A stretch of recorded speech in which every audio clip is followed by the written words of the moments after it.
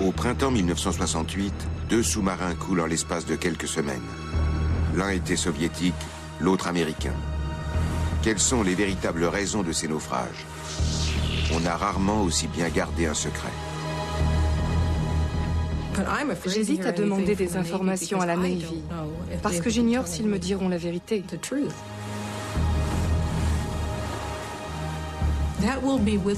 Le fait de ne pas savoir ce qui est arrivé me hantera jusqu'à la mort. Le monde était-il en 1968 à 2 doigts d'une 3e guerre mondiale? On nous a interdit d'en parler. Et on nous a prévenus. Tenez votre langue, il ne s'est rien passé. Dieu vous garde d'en toucher un mot à qui que ce soit. Les épaves ont sombré dans un océan de mensonges. Jusqu'à ce jour, les 2 camps se taisent. Je ne pense pas que l'opinion publique soit prête pour entendre la vérité. Y a-t-il eu une opération hostile suivie de représailles entre les 2 superpuissances? Est-il possible, après plus de 40 ans, par ce qui s'est passé?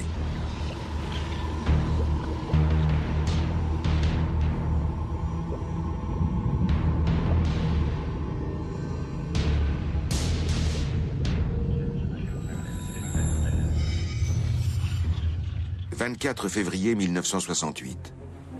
Vladivostok, aux confins orientaux de l'Empire soviétique. Sous les ordres du commandant Kobzar, le sous-marin K-129 part en patrouille, avec 3 missiles nucléaires à bord. Cet officier d'élite ne se plaint pas de devoir reprendre la mer alors qu'il venait juste de rentrer au port, même s'il n'a jamais été confronté à une telle situation. Début mars, Digalo, qui commande une division, reçoit une nouvelle catastrophique émanant de son supérieur, le contre-amiral Kriorouchko. Assieds-toi, sinon tu vas tomber à la renverse. Je me suis assis. On a perdu le contact avec Kobzar, il ne répond plus. On a essayé 3 ou 4 fois de rétablir la liaison. Rien à faire. La marine soviétique entreprend aussitôt les recherches pour retrouver le K-129 dans la zone où le bâtiment aurait dû se trouver conformément à sa feuille de route. La fébrile activité des Russes ne passe pas inaperçue.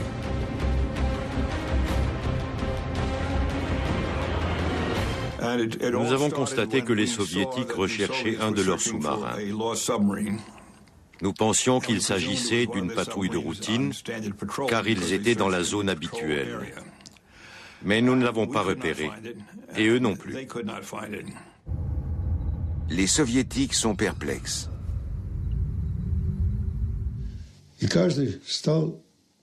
Avant de prendre une décision, j'ai écouté les rapports des techniciens. Chacun m'a dit pourquoi, à son avis, un sous-marin pouvait ne plus répondre. La marine soviétique espère qu'il s'agit simplement d'une panne de radio. Mais la réalité est autrement plus dramatique. Rien ne filtre dans l'opinion publique sur les opérations de recherche. Mais à Moscou, l'épouse du second, le capitaine de frégate Chouravine, fait une étrange expérience alors qu'elle fait ses courses en compagnie de son fils. Tout à coup, sans raison, j'ai été gagnée par une espèce d'hystérie. Je me suis sentie oppressée. J'ai cru que mon cœur allait éclater. Ça n'allait plus du tout. Et j'ignorais pourquoi. Je ne pouvais plus respirer, j'étouffais. C'est impossible à décrire. Qu'est-ce qu'il m'arrivait? Je comprenais vaguement qu'il s'était passé quelque chose quelque part. Que s'est-il passé à bord du K-129? Les événements qui ont provoqué le naufrage du sous-marin appartiennent à l'histoire secrète de la guerre froide.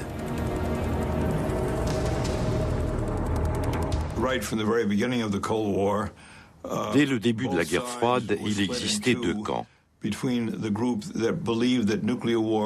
L'un croyait que la guerre atomique était inévitable et que le plus tôt serait le mieux.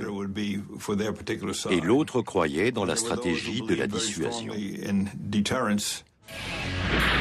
John Craven appartient au second groupe. Depuis le milieu des années 50, il développe des missiles pour les sous-marins pour la US Navy. La flotte sous-marine des États-Unis connaît une progression fulgurante. John Craven est l'un des personnages clés de cette évolution. On m'a propulsé du jour au lendemain directeur de recherche. J'ai demandé ce que cela signifiait. On m'a dit, il faut que tu découvres comment les soviétiques réagissent, si nos opérations de dissuasion les impressionnent ou non. Alors j'ai dit, si c'est ça, il faut que je puisse avoir accès à des informations secrètes. Et on m'a répondu, bon, d'accord, tu l'auras. L'ingénieur John Craven est bientôt au courant de tout ce qui a trait aux armes nucléaires. Ce super cerveau joue un rôle d'interface entre militaires, milieu politique et services secrets. J'ai eu soudain le degré d'habilitation le plus élevé que puisse avoir un agent, le degré Q, avec accès à des informations classées secret défense. Je pouvais tout savoir sur les sous-marins et la stratégie des États-Unis. Et tout cela à l'âge de 32 ans. Craven prend son poste à un moment où le rapport de force entre les grandes puissances évolue à une vitesse ahurissante. À la fin des années 60, l'US Navy règne sur les mers du monde avec ses porte-avions. La course aux armements ne connaît pas de limite. L'URSS veut devenir une puissance maritime au même titre que les États-Unis. Les Soviétiques construisent alors des centaines de sous-marins. Les relations entre la Russie et la Chine se détériorent considérablement. Pékin reproche à Moscou d'avoir capitulé devant les États-Unis lors de la crise de Cuba. L'hostilité entre les deux puissances communistes grandit de jour en jour. Et le fait de combattre tous les deux l'Amérique capitaliste ne suffit plus à surmonter leurs divergences. Et depuis 1964, Mao possède la bombe atomique. La flotte soviétique dispose à cette époque d'environ 500 sous-marins. Les Russes ne maîtrisant pas la propulsion atomique, la plupart d'entre eux sont encore propulsés avec des moteurs diesel ou électriques, comme durant la Seconde Guerre mondiale. Les sous-marins américains sont en revanche ultramodernes, et leurs équipages constituent l'élite de l'US Navy. Ken Sewell est ingénieur nucléaire à bord du sous-marin espion USS Parche. Aucun bâtiment n'a reçu autant de distinctions, la plupart étant d'ailleurs secrètes. Et Sewell met au point des bateaux spéciaux avec Craven. Nos sous-mariniers étaient à l'époque technologiquement supérieurs aux Russes. Nos sous-marins, nos sonars et nos équipages étaient tout simplement meilleurs. Il ne fait aucun doute qu'en cas de guerre, nous n'aurions fait qu'une bouchée des Russes. Les sous-marins américains se voient souvent confier des missions d'espionnage.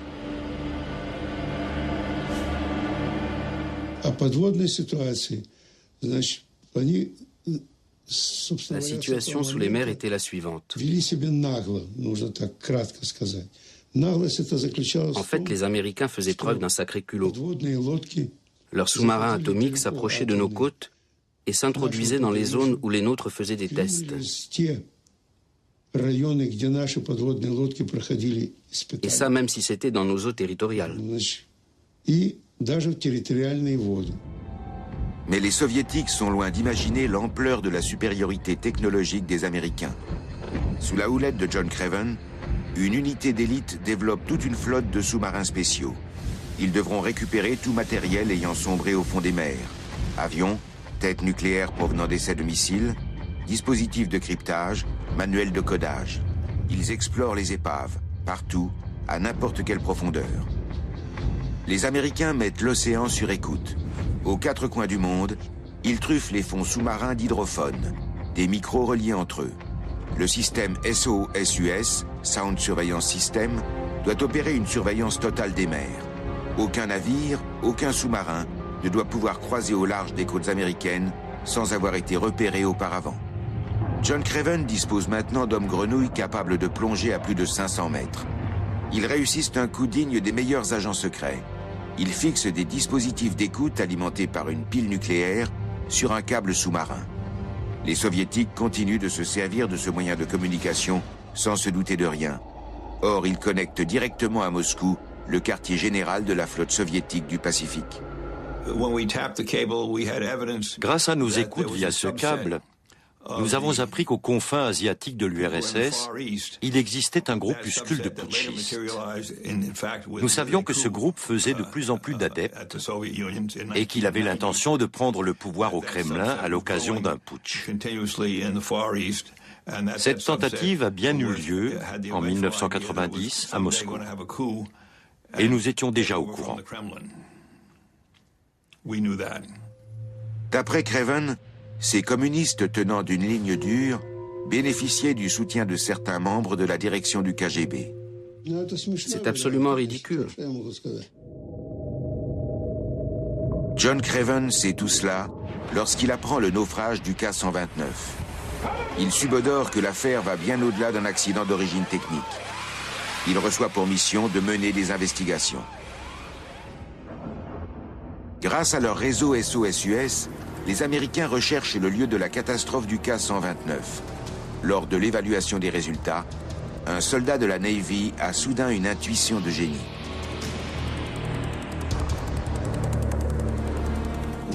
L'un des opérateurs du sonar m'a montré sur un relevé un point minuscule. Je lui ai dit, vous ne fumeriez pas de l'opium par hasard, parce que des points minuscules comme ça, il y en a partout. Pourquoi pensez-vous qu'il indique une présence humaine? Il me répond, parce qu'il correspond à une position tellement précise, je dirais 180 degrés de longitude et 40 de latitude. Le gars me dit ensuite que la nature ne produit pas de points géographiques avec des cotes aussi carrées. C'est forcément produit par des humains. La marine soviétique ne se doute toujours de rien. Elle continue à rechercher le K-129, bien loin du lieu de l'accident. Cela ne manque pas de mettre les dirigeants du Pentagone en alerte. Ça nous avait mis la puce à l'oreille. Pourquoi les Russes procédaient-ils à leur recherche à 700 km au nord? Quel aurait dû être le rayon d'action habituel d'un tel sous-marin lanceur de missiles? Pourquoi en était-il sorti? Pourquoi était-il au large d'Hawaï?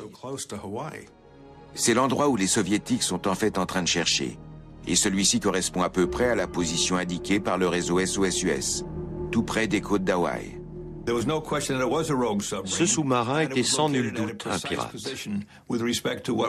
Sa position était idéale pour procéder à un tir de missile ciblé, ce qui signifiait qu'il était aux mains d'officiers qui donnaient des ordres différents de ceux émis par le Kremlin. Le K-129 avait-il échappé au contrôle des dignitaires de Moscou? Un petit commando rebelle d'officiers du KGB avait-il détourné le sous-marin? La marine russe avait sa propre thèse sur les événements. Pourquoi les Américains ont-ils trouvé le K-129 aussi rapidement? Ils ne pouvaient pas connaître sa position avec autant de précision. Donc il ne reste qu'une version possible. Les Américains l'avaient pris en chasse. Et comme ils étaient trop près, il y a eu collision imprévue, bien sûr, entre les deux sous-marins.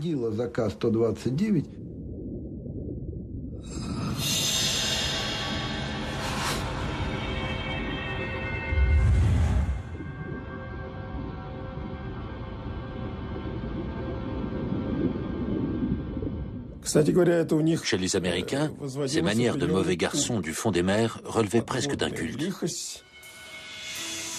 Des décennies durant, les officiers de marine soviétique ont pensé qu'il s'agissait du bâtiment américain Swordfish, l'Espadon. Il était entré en collision avec un iceberg et avait fait l'objet de réparations peu après que le K-129 ait coulé. On sait depuis peu qu'il n'était pas en cause.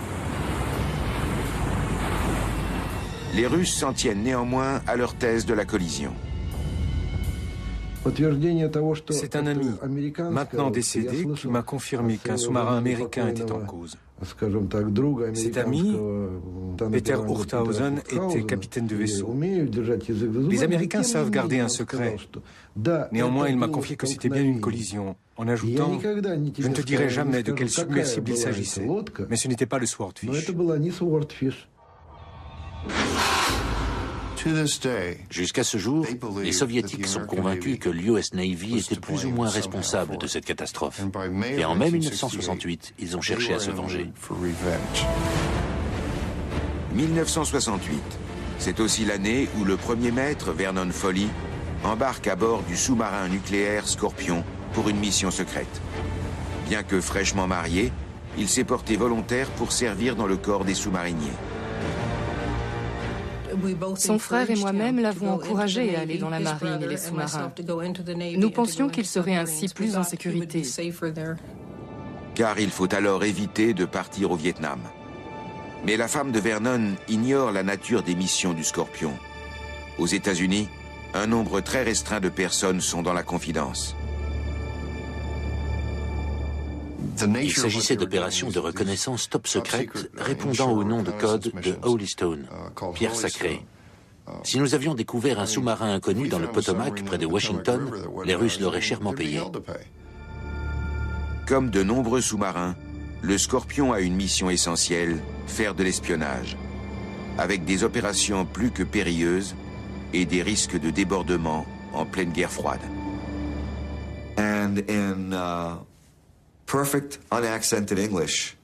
Lors d'une opération, les Américains entendent, grâce à leur système d'écoute sous-marine, une phrase prononcée par un marin russe dans un anglais sans accent. Quelque chose du genre « Foutez vite le camp d'ici ». Et ils se sont éloignés vite fait. Certains membres de l'équipage du Scorpion ont raconté qu'ils avaient à cette occasion réussi à semer une torpille.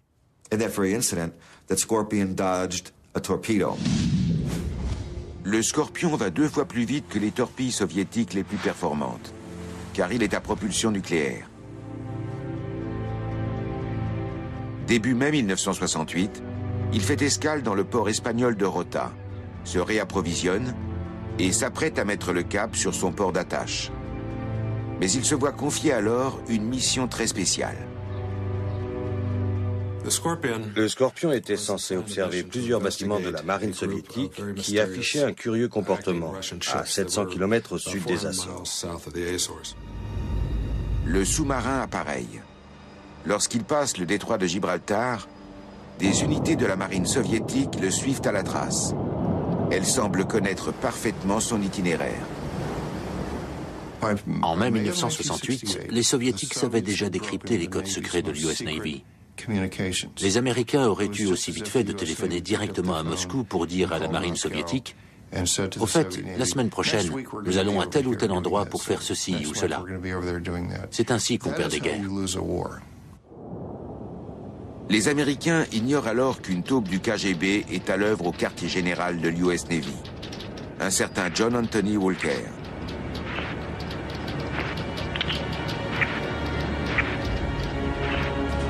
Il travaille aux centrales de télécommunications de la marine, qui est en contact avec l'ensemble des unités en mer. Walker a accès aux codes secrets et les vend au KGB. Les Soviétiques connaissent désormais chaque mission dont est investi le Scorpion.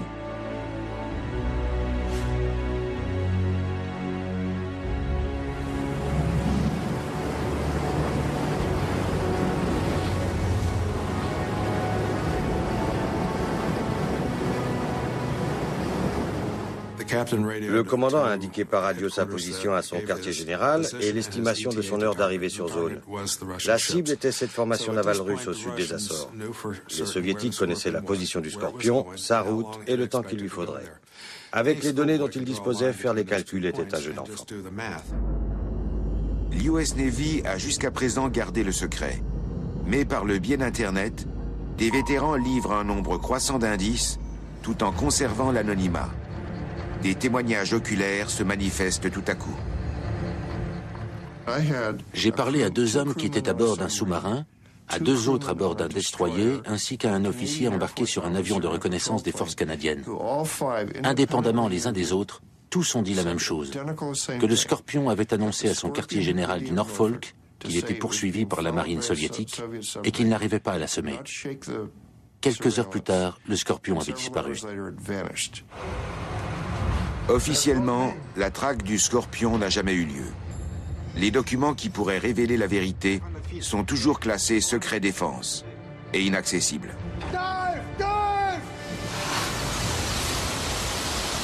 Ce qui n'empêche pas nombre de témoins de confirmer que le Scorpion n'était plus le chasseur, mais était devenu la proie.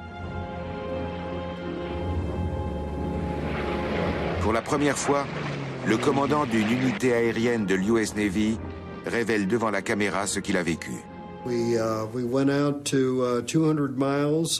Nous avons survolé la mer sur 400 km pour repérer des débris, des bouées, n'importe quoi, bref, tout ce qui pouvait flotter. Mais on ne nous avait pas fourni d'informations vraiment précises. Si bien que nous étions plutôt inquiets quant au sort du Scorpion.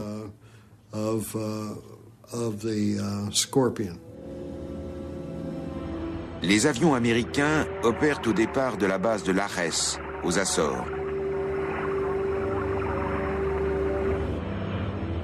Ils larguent dans la mer des bouées sonars. Lors d'un de ces vols de reconnaissance, ils font une découverte sensationnelle.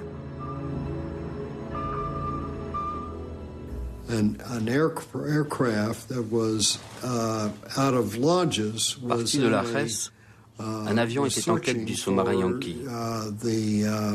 Yankee submarine, and he observed via the tactical support center. L'équipage a appris via le centre de soutien logistique tactique que le Scorpion était en train d'imploser sous l'eau, qu'il se passait je ne sais quoi. Imploding or whatever on it. Le Scorpion coule le 22 mai 1968.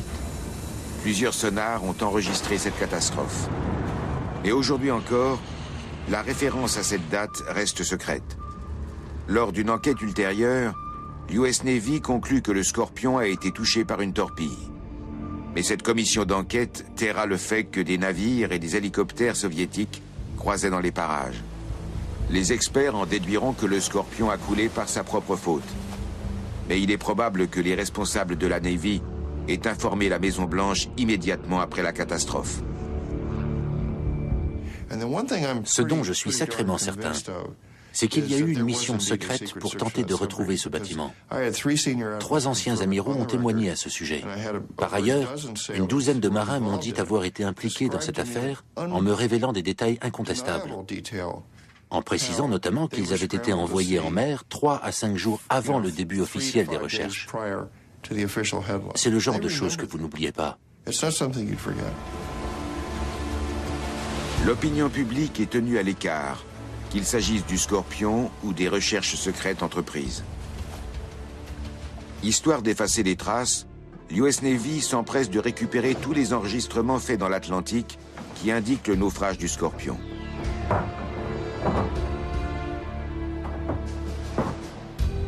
Même les proches des marins ne sont pas informés de cette catastrophe.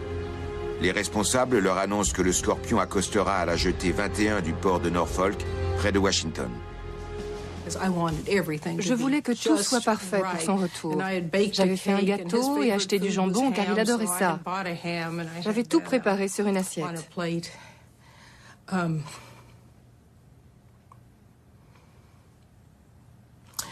Et puis le matin, je me suis réveillée en me disant « Ce n'est pas déjà l'heure de se lever ?» Il faisait encore nuit dehors, il plutôt frisquait. Un orage allait éclater. Sur le port, l'attente des familles se prolonge. Au bout d'un moment, nous avons fini par nous regarder en nous demandant « Mais que se passe-t-il donc ?»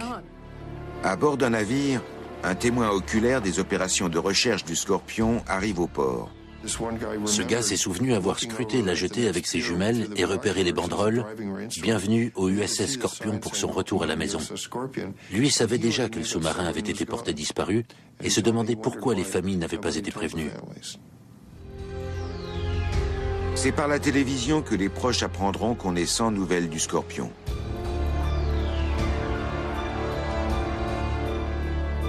Sous le regard des médias, la plus grande opération de recherche jamais entreprise par l'US Navy est alors lancée officiellement. Chaque jour, un officier de liaison donne une conférence de presse. La marine prétend ne rien savoir. Les responsables de l'US Navy n'ont pas l'intention de révéler ce qui s'est vraiment passé. Alors que les recherches se poursuivent, les épouses voient débarquer des camions de déménagement envoyés par l'US Navy. La Navy avait décidé de nous faire plier bagages et de nous renvoyer dans nos familles. Je suis allée jusqu'à la mer, juste au bout de la rue, avec mon bébé dans les bras. J'ai relevé le bas de mon pantalon et j'ai avancé jusqu'aux genoux. J'ai fait des vaguelettes dans l'eau avec la main de mon bébé. Je crois que c'était le seul moyen pour nous deux de communiquer avec son père, qu'il soit vivant ou mort entre-temps. Lorsque nous sommes rentrés, les déménageurs étaient déjà là. Ils avaient commencé à emballer nos affaires. Ensuite, ils les portaient au camion.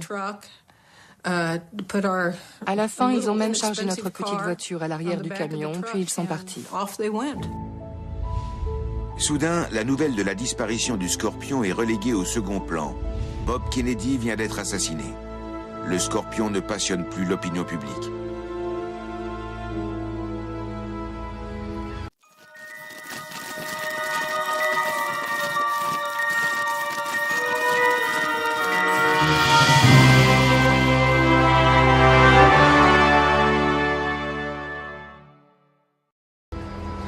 La Navy expliquera des années plus tard que le Scorpion avait coulé à cause du déclenchement accidentel du moteur d'une torpille qui avait alors endommagé la coque du navire. Difficile de croire qu'une équipe d'élite de sous-mariniers aussi expérimentés ait pu commettre une telle erreur de manipulation. Aucun accident de ce genre n'avait été relevé auparavant.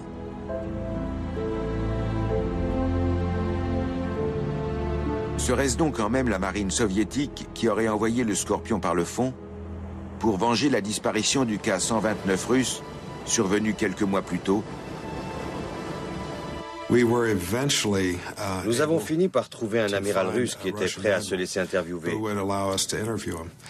Ça a été laborieux, mais notre interprète a réussi à lui faire dire comment ça s'était passé. Il nous a interdit de citer son nom dans notre livre, All Hands Down, car il craignait des représailles de la part du gouvernement russe. L'amiral nous a expliqué qu'ils avaient envoyé un hélicoptère pour intercepter le Scorpion. Il a largué des bouées sonars et attendu. Lorsque le bâtiment s'est approché, l'hélicoptère a émis des signaux sonars. Le commandant américain était censé surveiller les activités inhabituelles des soviétiques. Il faut dire qu'un hélicoptère soviétique qui émet des signaux sonars au beau milieu de l'Atlantique, cela a de quoi surprendre. L'hélicoptère a aussitôt survolé le Scorpion et a tiré une torpille. Le sous-marin a essayé de plonger, mais il a été touché.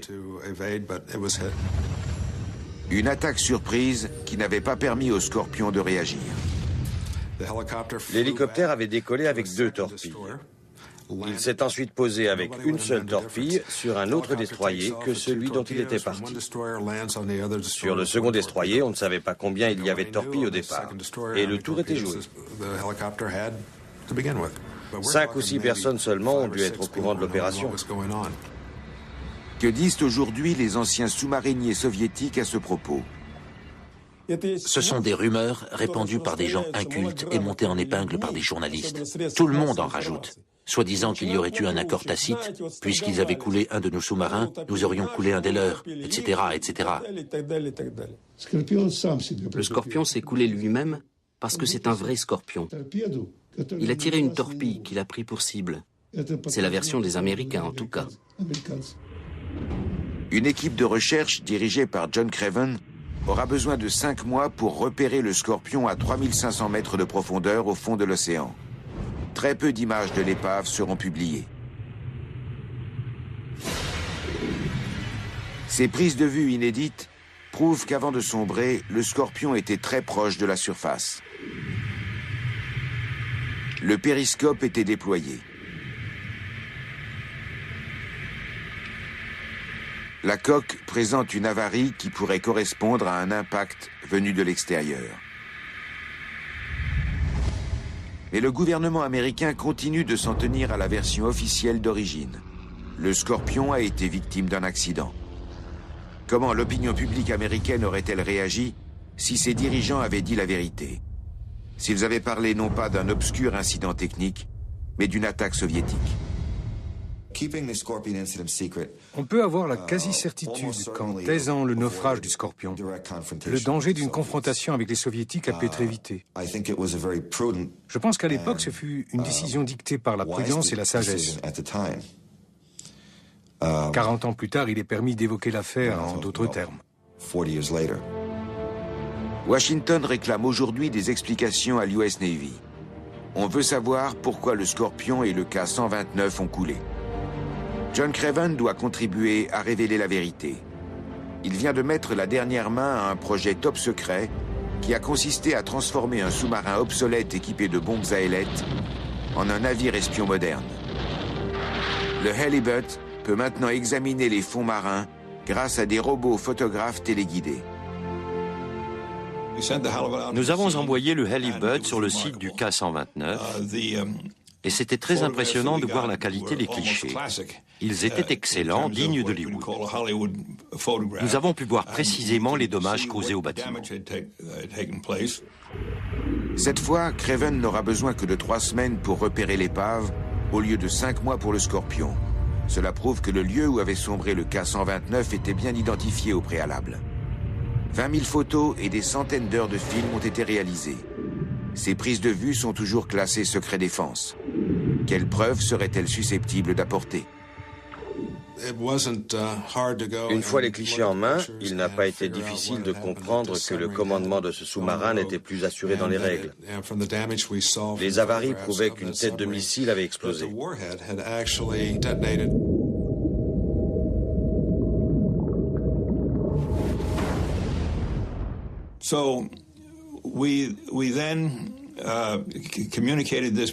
Nous avons alors informé les services secrets et surtout Henry Kissinger. Ce dernier savait désormais que le K-129 était un sous-marin putschiste. Bien que nous n'ayons pas découvert ses intentions, nous devinions qu'elles devaient être plutôt mauvaises. Quiconque est capable de semer le doute et l'incertitude dans l'esprit de son ennemi marque clairement des points au plan stratégique. C'est ce que martelait depuis des années Henry Kissinger, le ministre des Affaires étrangères américain. Il sait désormais que le K-129 avait de toute évidence des intentions hostiles. Les États-Unis se sont dotés en 1968 de satellites d'alerte et de détection précoce qui enregistrent la mise à feu de missiles. Un satellite indique qu'un tir a eu lieu depuis la position relevée pour le K-129. Il semblerait que le sous-marin ait voulu tirer un missile et écoulé, bien loin de l'endroit où les Soviétiques ont entrepris leurs recherches, mais à seulement 700 km d'Hawaï. Le hasard veut que quelques jours plus tard, un bateau laboratoire de l'université d'Hawaï analyse la qualité de l'eau à proximité du lieu de l'explosion. L'équipage du Terry II découvre une immense nappe de pétrole. Ils ont fait des prélèvements de cette nappe de pétrole et elle était hautement radioactive. Le navire a reçu l'ordre de rallier immédiatement Honolulu où des agents du gouvernement l'attendaient.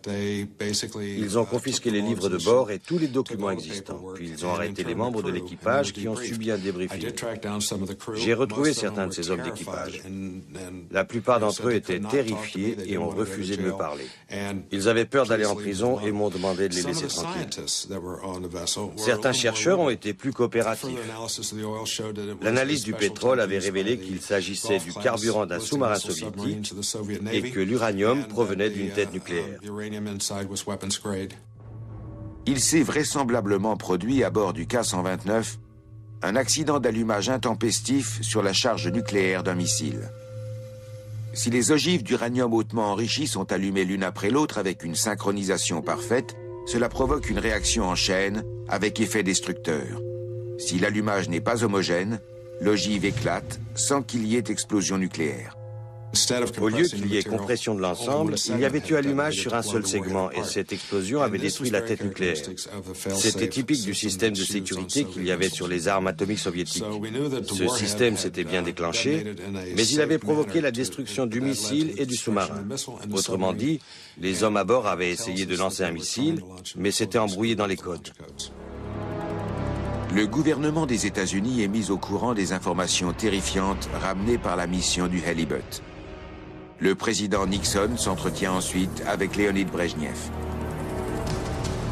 Je vais me lancer dans des spéculations quant à la teneur de leur conversation, mais il n'est pas impossible que je sois dans le vrai. Voilà ce que ça pourrait donner. Nixon, Monsieur Brejnev, nous savons où se trouve votre sous-marin. Brejnev, bien, dites-le-moi. Nixon, il faut d'abord me présenter des excuses. Brejnev, mais des excuses pourquoi?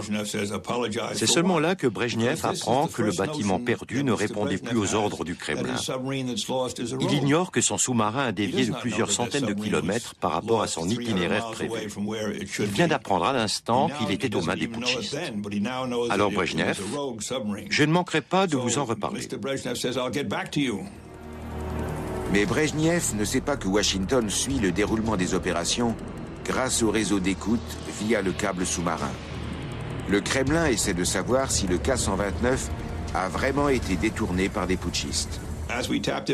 Lorsque nous nous sommes branchés, les conversations allaient bon train entre la flotte du Pacifique et M. Brejnev. Ce dernier n'était pas bien sûr en première ligne. Quelqu'un d'autre enquêtait à sa place pour découvrir ce qui s'était passé. Puis les Russes nous ont recontactés en disant que c'était du bluff de notre part, que le K-129 était un sous-marin inoffensif qui avait été victime d'un accident. Là-dessus, Kissinger, non, je crois que c'était Packard, le vice-ministre de la Défense, lui a dit « Monsieur Brejnev, je vous informe que nous allons construire un grand navire pour renflouer votre sous-marin. Nous montrerons ensuite au monde ce qu'il se préparait à faire. » Les Américains mettent peu après en chantier la fabrication du Glomar Explorer. Les Soviétiques considèrent que cette nouvelle reste un bluff. Leurs experts affirment qu'il est impossible de récupérer un sous-marin par 5000 mètres de fond. C'est une entreprise digne de James Bond. La CIA recrute un homme de paille. Il s'agit de l'excentrique Howard Hughes, milliardaire, pionnier de l'aviation et metteur en scène. Hughes doit faire comme si le Glomar Explorer était prévu pour extraire du manganèse des fonds marins.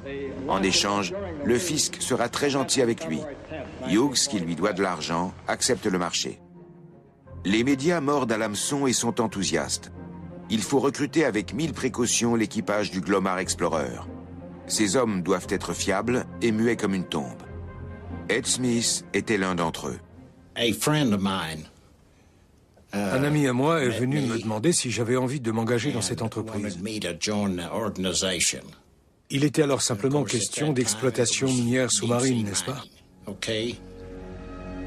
La CIA recrute des spécialistes des techniques de forage profond. Certains viennent de l'industrie pétrolière. D'autres ont travaillé dans la zone réservée aux essais atomiques du Nevada et s'y connaissent en radioactivité. À Redwood City, près de San Francisco, la CIA reconstitue avec précision le K-129 avec son aménagement intérieur. L'équipe chargée du renflouement de l'épave s'entraîne sur ce modèle pour apprendre à le découper. Ed Smith réalise les risques qu'il encourt. On te passe la combinaison, ils font le test de la fumée pour voir si elle est bien étanche. Ensuite, tu dois te rendre en un laps de temps précis d'un point A à un point B et revenir. Et dans cette maquette, ils ont introduit du gaz pour que tu sois conscient de l'omniprésence de la radioactivité partout à l'intérieur de l'épave. En quoi celle-ci a-t-elle un intérêt? Version de la CIA, les têtes nucléaires et les dispositifs de codage. Beaucoup de gens croient encore qu'il y aurait eu dans ce sous-marin des éléments que nous voulions absolument récupérer. Des listes de codes, par exemple, mais ce n'était pas du tout ça. La CIA avait déjà tout récupéré depuis longtemps. La marine dispose d'une flotte spécialisée, le Craven Submarine Development Group 1.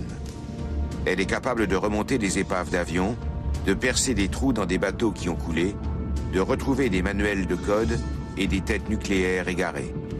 Pour les profondeurs plus importantes, jusqu'à 11 000 mètres, c'est le Trieste II qui effectue les missions. On peut l'équiper d'un grappin.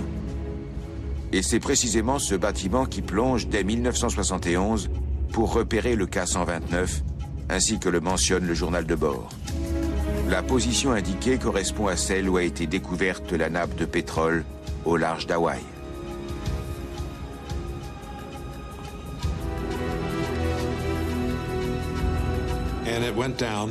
On a plongé et récupéré toute la technologie qui nous intéressait, c'est-à-dire les têtes des 2 missiles restants.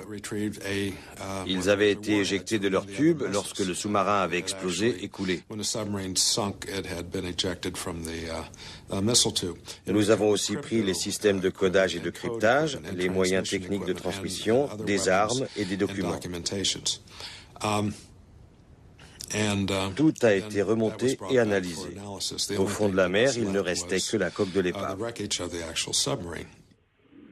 Quelle avait donc été la véritable raison de renflouer le K-129? Nous voulions comprendre quelles avaient été les intentions de l'équipage et en informer l'opinion publique américaine et mondiale si nécessaire. Le sous-marin devient un instrument de la diplomatie américaine. En 1972, Nixon se rend en Chine, où c'est la première visite officielle d'un président américain de toute l'histoire. Un tournant extraordinaire qui va changer la face du monde, ainsi que le souligne Nixon. La date de cette visite n'a pas été choisie au hasard, car la Chine et l'Union soviétique sont maintenant ennemis. Dès 1969, des combats ont fait des morts sur les rives du fleuve Amour qui sépare les deux États. Lors de ce voyage en Chine, Nixon met-il à profit les informations secrètes qu'il détient à propos du lancement de missiles ratés depuis le K-129? Ken Sewell développe une théorie hallucinante. Il affirme que le K-129 opérait pour ainsi dire sous un autre pavillon. Les putschistes auraient essayé de se faire passer pour un équipage chinois.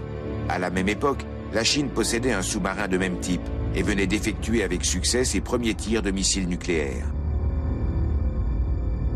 Le naufrage du sous-marin avait eu lieu à environ 800 km au nord-ouest de Pearl Harbor. Or, c'était le rayon d'action d'un missile nucléaire chinois lancé depuis un sous-marin chinois de classe Golf. Un indice supplémentaire.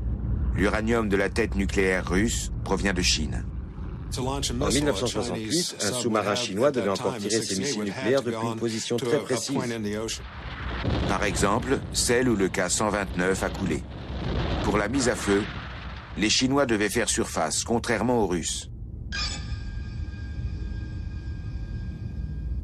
Un lancement de missiles en surface génère une énorme boule de feu.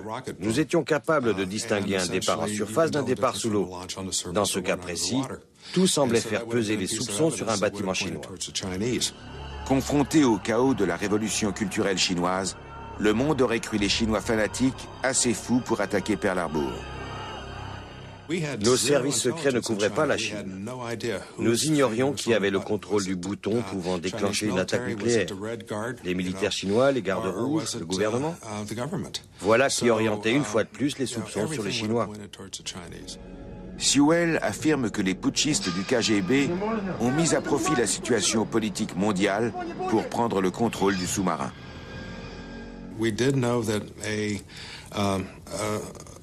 Nous savions qu'un commando du KGB se trouvait à bord. Pas seulement quelques officiers du KGB comme d'habitude, mais tout un commando. Des soldats d'élite comme les Navy Seals. Un OSNAS commando. Des gens très bien entraînés. Beaucoup d'entre eux avaient une expérience des sous-marins, connaissaient les armes nucléaires. C'étaient des tueurs professionnels, des sacrés durs à cuire. Ils se sont emparés du sous-marin, ont tenté de tirer des missiles, mais le système de sécurité en cas de défaillance a bien fonctionné. Difficile de croire les propos de Sewell. Pourtant, ils permettent de se faire une idée des événements. Sans l'aval du Kremlin et des militaires, des mutins du KGB provoquent une guerre entre leurs deux ennemis, les États-Unis et la Chine, pour pouvoir ensuite se poser en vainqueurs. Selon Sewell, les services secrets américains ont fait savoir à Washington que c'était là le scénario le plus probable pour expliquer l'accident du K-129. est risquer de faire de la guerre froide une guerre chaude, il faudrait être débile. Je ne vois pas bien qui pourrait avoir une idée aussi saugrenue.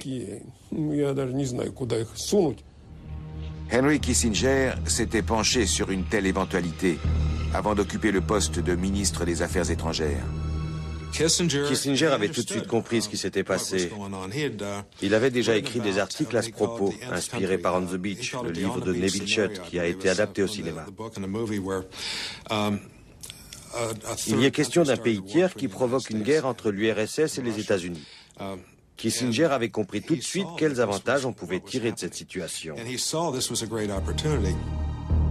Kissinger a-t-il attisé la rivalité entre l'URSS et la Chine en leur fournissant des informations scandaleuses provenant des services secrets? Était-ce là la véritable raison d'être de la construction du Glomar Explorer, dont le coût était évalué à plus de 500 millions de dollars? À partir de là, le Glomar Explorer devenait un très intéressant dispositif de chantage. Sa mise en service va coïncider avec le calendrier élaboré par Nixon. Tout est prêt pour ouvrir le sas et démarrer la plongée. Mais nous ne pouvons le faire avant d'avoir le feu vert de Washington.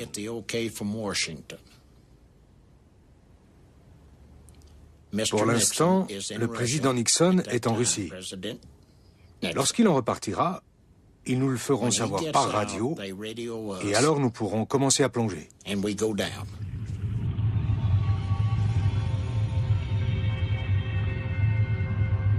Était-il possible de remonter le cas 129 en entier?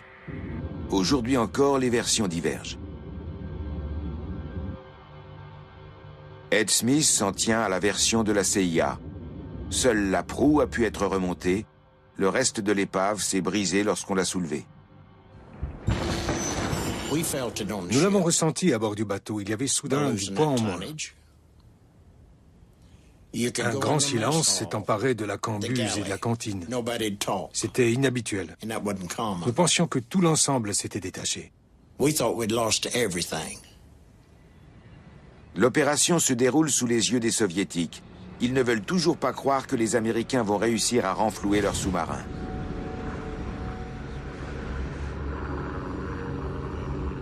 Il se passe alors des choses étranges. On ne récupère que la moitié du sous-marin. Est-ce parce que l'épave était brisée en deux? Ou s'est-elle brisée parce que le dispositif de levage n'était pas au point? Sans doute que oui. Avons-nous été malheureux qu'il en soit ainsi? Sans doute que non. Parce qu'à ce moment-là, un certain nombre de problèmes avaient pu être résolus entre l'URSS et notre pays. C'est pourquoi nous ne voulions pas compromettre les Russes. Nous ne voulions pas révéler au monde quelles étaient les intentions de ce sous-marin, si tant est que nous les connaissions vraiment. Ed Smith est l'un de ceux qui découpent la coque hautement radioactive dans la cale du Glomar Explorer. Que recherche la CIA? Des lettres de proches, des notes personnelles, c'est ça qu'ils cherchaient. Vous voyez, ce qui les intéressait, c'était des documents privés, des journaux intimes, ce genre de choses. Cherche-t-il des preuves d'un putsch? Les médias sont mis à contribution de façon très ciblée par la CIA. L'agence distille des informations sur le renflouement jusqu'à ce que cela mette la puce à l'oreille d'un journaliste. Say était sur le coup. Mais voici que Bill Colby, le chef de la CIA, débarque dans notre bureau pour parler avec Clifton, le rédacteur en chef.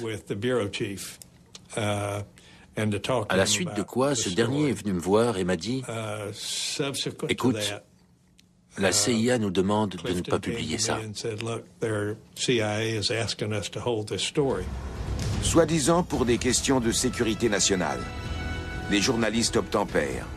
Ce qui se passe ensuite est bizarre.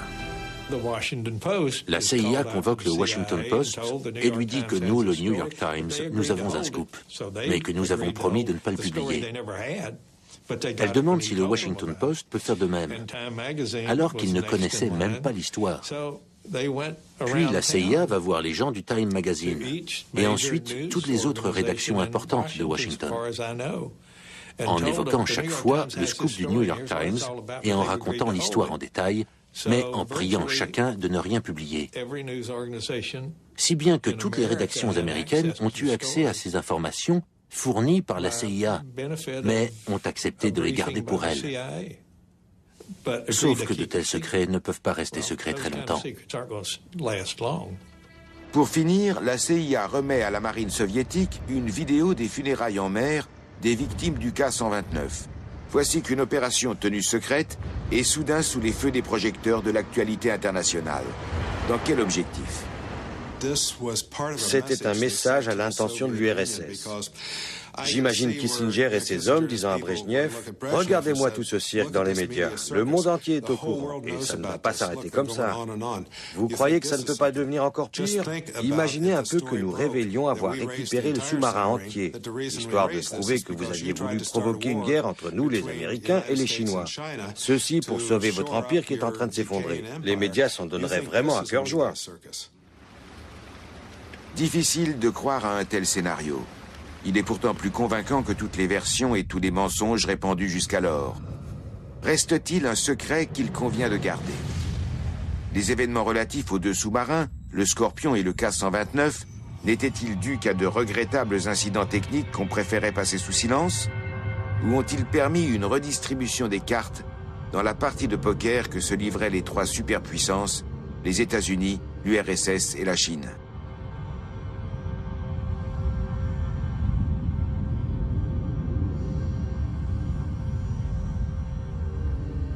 Il doit se cacher autre chose là-dessous.